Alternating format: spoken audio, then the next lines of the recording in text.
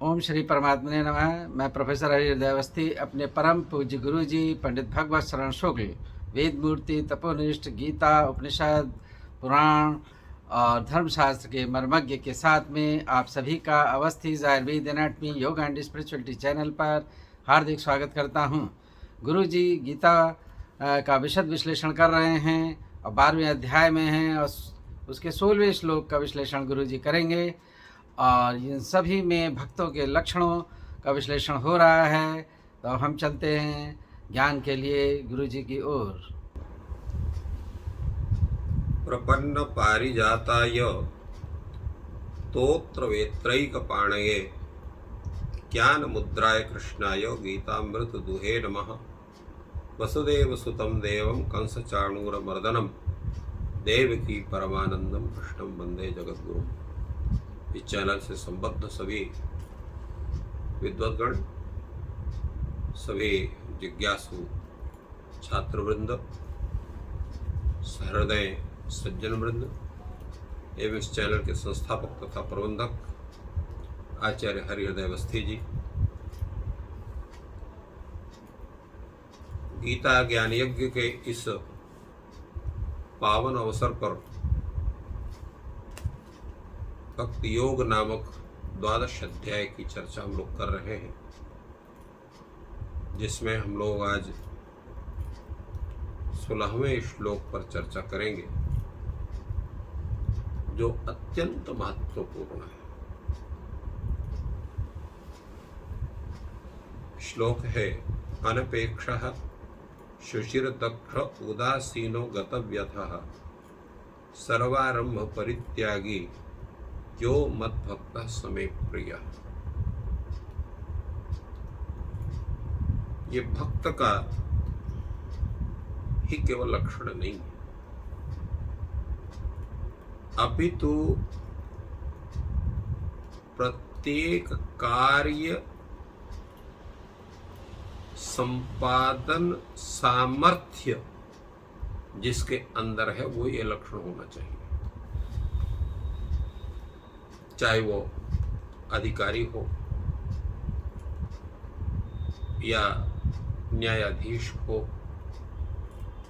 या कोई नेता हो, राजा हो या कोई अध्यापक हो या सामान्य कोई एक नागरिक हो, अगर ये लक्षण है तो बाकी वो भजन न करता हुआ भी वो भगवान का प्रिय होता है, क्योंकि अपने कर्म का जो संपादक है, जो कर्मयोगी जिसको हम लोग कहते हैं, तो वो स्वतः भगवान का प्रिय हो जाता है। प्रायः देखा जाता है कि हम लोग सम्मान तो बहुत सबका करते हैं, जो भी हमसे बड़ा है उसका हम सम्मान करते देखे जाते हैं, उनको प्रणाम करेंगे, चरण स्पर्श करेंगे, कोई गलत आचरण उनके प्रति नहीं करेंगे। किंतु अगर उन्होंने कोई बात हमसे कह दी तो उसको हम लोग नहीं मानते, उसको मना कर देते उसको करने से। यही सबसे बड़ी कमी हमारी है। श्रेष्ठ जनों के बातों का आदर करना उनकी सबसे बड़ी सेवा है। भगवान को भी उनके वाक्य जो हैं, भगवान के वाक्य क्या है, भगवान का कथन क्या है, शास्त्र ही भगवान के वाक्य हैं। इसलिए शास्त्र के द्वारा कथित जो आचार है, व्यवहार है, नियम है, साधन है, उनका अक्षरशः पालन करना भगवान के वाक्यों का पालन करना है। इसलिए भगवान उनके ऊपर अत्यंत प्रसन्न होते हैं। इसी तरह से हमारे जीवन में भी कोई हमारा पुत्र है, शिष्य है,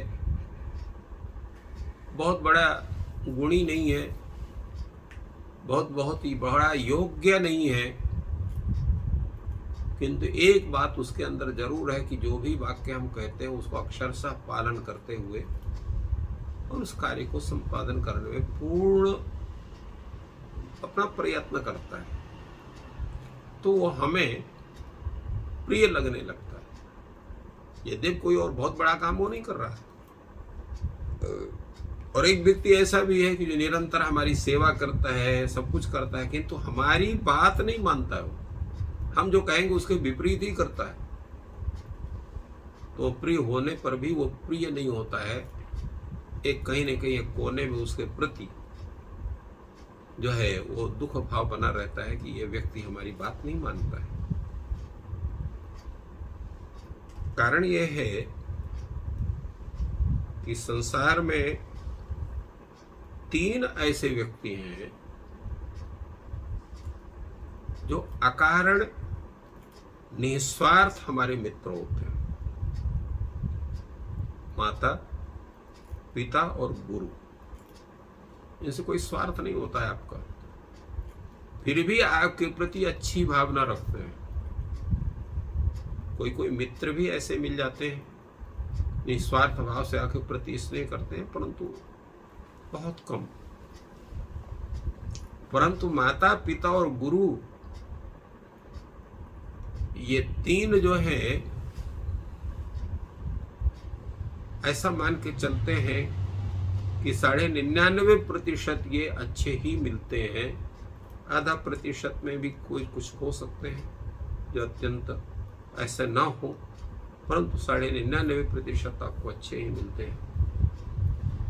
तो इसलिए भगवान के वाक्यों का, जो भगवान के जो वाक्य हैं, शास्त्र वाक्य हैं, उनका अक्षरशः पालन करना भी भगवान की सेवा है। इसलिए भगवान को वो भी प्रिय होते हैं। ये जो श्लोक है इसमें वही योग्यता का लक्षण इसमें बतलाया गया है। अनपेक्षः शुचिर दक्षः उदासीनो गतव्यथः सर्वारंभ परित्यागी यो मद्भक्ता समे प्रिय। भगवान कहते हैं पहली योग्यता उसकी है अनपेक्षा, किसी भी प्रकार की किसी भी आकांक्षा को न रखना। जितना मिल रहा है, जो कुछ भी है, उसी में संतुष्ट है, आनंद है, किसी से कुछ चाहिए ही नहीं। आज भोजन नहीं मिला है तो भी आनंद है, कपड़ा फटा है तो भी आनंद है, सोने को नहीं मिला है तो भी आनंद है। तात्पर्य है कि हर अवस्था में अपने को आनंदित अनुभव करना, किसी से कुछ अपेक्षा ही नहीं करनी है। बड़ा मुश्किल है ऐसा होना। हम तो पग पग में हम लोग अपेक्षा करते हैं कि ये मिल जाए तो अच्छा रहे, ये मिल जाए तो अच्छा रहे, ये हमारा इस कार्य को संपादित कर दे, वो हमारा इस कार्य को संपादित कर दे। इतना जल्दी संभव नहीं है कि हम अनपेक्ष हो जाएं, किंतु वैसा होने का हम प्रयत्न कर सकते हैं। एक ना एक दिन हम हो भी सकते हैं। तो अनपेक्षा होना, कोई भी अपने लिए अपेक्षा नहीं करेगा तो वही व्यक्ति शासन भी अच्छे ढंग से कर सकता है। और दूसरा है शुचि ही।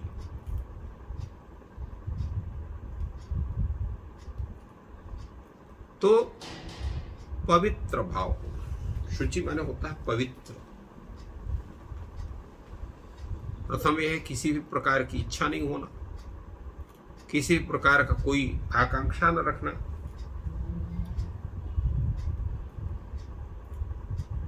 और जो है फिर क्या है, शुद्धता होना। शुद्धता का मतलब क्या होता है? हमारे शुद्धता केवल सामान्य शुद्धता को शुद्धता नहीं कहा गया है। हमारे यहाँ श्लोक जो है उसमें कहा गया है सवाहाभ्यंतर शुचि यह स्मरेत पुंडरीकाक्षम सह बाहाभ्यंतर शुचि। बाह्य शुचिता और आभ्यंतर शुचिता। बाह्य शुचिता क्या है? बाह्य शुचिता है जल की शुचिता,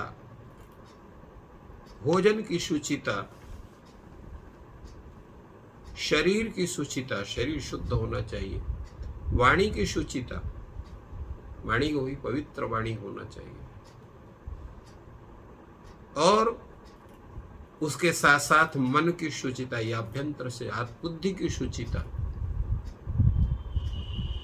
चित्त की शुचिता, व्यवहार की शुचिता, व्यवहार में पवित्रता होना चाहिए। ये हमारे पिता है, ये हमारे माँ है, ये बहन है, ये बेटी है, ये बुआ है, ये हमारे फलाने संबंधी है, मित्र है, ये गुरु है, आदि आदि। उनके प्रति जो व्यवहार उचित है वे व्यवहार करना, वो आचार की शुचिता है, व्यवहार की शुचिता है। प्रत्येक व्यक्ति से स्नेह करना, यह व्यवहार की शुचिता है। प्रत्येक व्यक्ति की सहायता करना, यह व्यवहार की शुचिता है। मन की शुचिता है सबके प्रति अच्छा भाव रखना। बुद्धि की शुचिता है प्रत्येक के प्रति अच्छा विचार रखना। और चित्त की शुचिता है द्वेष रहित स्थिति होना। और आचार की शुद्धि होना, ये शुचिता है। तीसरा है दक्षः। दक्ष शब्द का सामान्य अर्थ होता है चतुर होना, कुशल होना, ज्ञानी होना।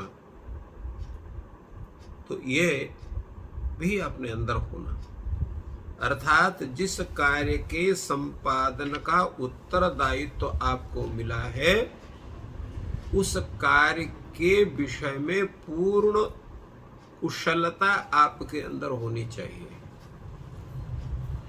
ऐसा नहीं होना चाहिए कि आपके अंदर उस कार्य के संपादन की क्षमता नहीं है, फिर भी उस कार्य का अधिकार आप लोभवश चाह रहे हैं।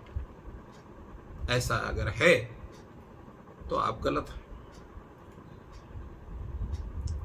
अगर हमको उस कार्य विशेष के संपादन का अधिकार चाहिए, तो उस कार्य विशेष का संपादन का जो सामर्थ्य है वो आपके अंदर होना चाहिए। उसी को कहते हैं दक्षता। वो चातुर्य वो आपके होना चाहिए।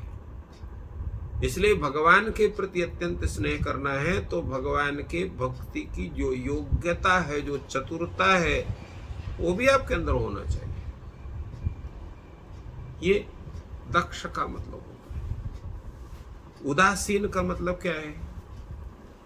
उदासीन का मतलब पक्षपात रहित होना। अयम निजा परोवेति गणना लघु चेतसम। यह मेरा है, ये दूसरे का है। ये मेरा है इसलिए काम करना है, ये दूसरे का इसलिए काम नहीं करना है, ये पक्षपात है। तो पक्षपात रहित होना, उदासीन। जैसे न्यायालय में कह जाते हैं व्यक्ति, तो ये मेरा है उसके प्रति करके गलत फैसला दे दिया, उसके पक्ष में दे दिया। वो ये मेरा नहीं है, इसको गलत, उसको जो है कष्ट दे दिया।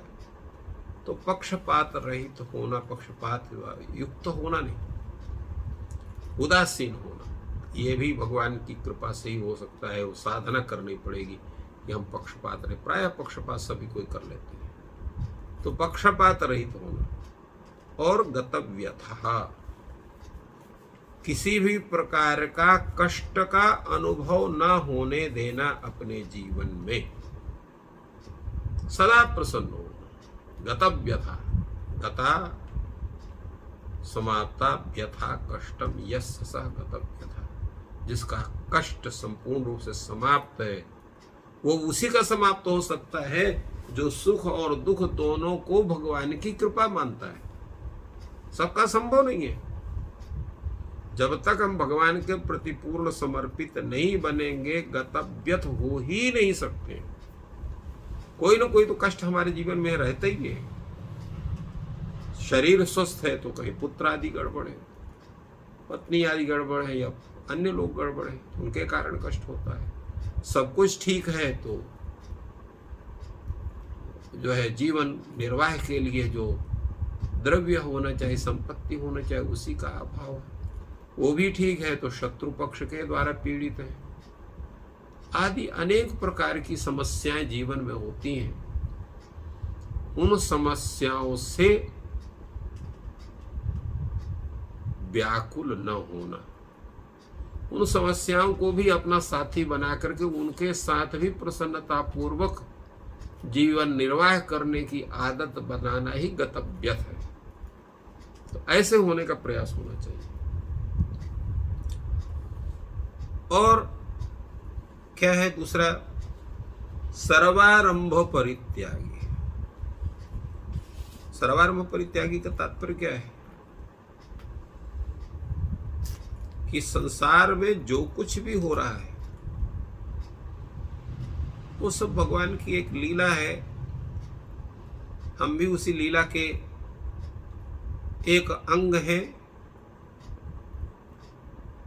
और ये सब उस परमात्मा की ही माया शक्ति का स्वरूप है। वो जैसा करवाना चाहते हैं उसे कर लेते हैं।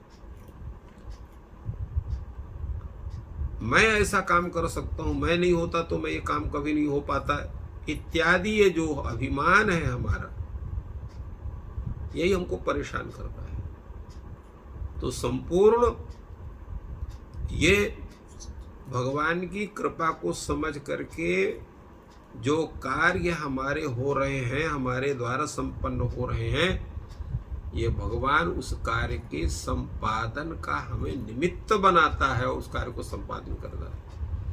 हमारे अंदर वो सामर्थ्य नहीं है कि हम उसको कार्य को कर सकें, ऐसा समझना चाहिए।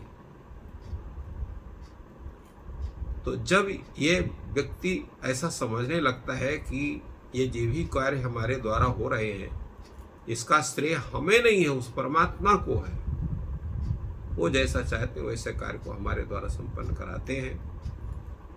तो जितने भी कार्यारंभ हैं, कार्य का संपादन है, उनके श्रेय का परित्याग करके भगवान को ही उसका श्रेय देना ही सर्वारंभ परित्यागी का इसका स्वरूप है। तो इस तरह से ये जब योग्यता हमारे अंदर ये हो जाती है तब हमसे एक श्रेष्ठ नागरिक बनते हैं, श्रेष्ठ जो है प्रशासक बनते हैं, श्रेष्ठ गृहस्थ बनते हैं, श्रेष्ठ राजनेता बनते हैं, श्रेष्ठ न्यायाधीश बनते हैं, प्रबंधक बनते हैं। तो यह एक ऐसा ये पद्य है इस भक्ति योग में कि इतनी योग्यता जिसको बन जाती है वो स्वतः भगवान का प्रिय हो जाता है और वही जीवन में अनेक प्रकार की उन्नति भी प्राप्त करता है। तो इसलिए ऐसा व्यक्ति स्वतः भगवान का प्रिय बनता है और इस तरह की योग्यता अपने अंदर स्थापित करने का प्रयास हम सबको करना चाहिए। इस प्रकार गुरु जी ने निष्प्रहादि गुणों से युक्त सर्वत्यागी पुरुष या भक्त के लक्षण बताए, जो कि समाज में बहुत ही प्रतिष्ठित और उसकी जो महत्वता होती है और लोकप्रियता होती है वो बहुत ज़्यादा होती है। तो वो ईश्वर का भी प्रिय होता है और जनमानस का भी प्रिय होता है। उन भक्तों के लक्षणों का गुरु जी ने बहुत ही सुंदर विश्लेषण किया। इनको हम लोग जीवन में अपने उतारना चाहिए और ईश्वर आपकी सहायता करें, आपका दिन शुभ हो। और ये ज्ञान सभी तक पहुंचाने के लिए कृपया वीडियो को लाइक और शेयर करें। धन्यवाद।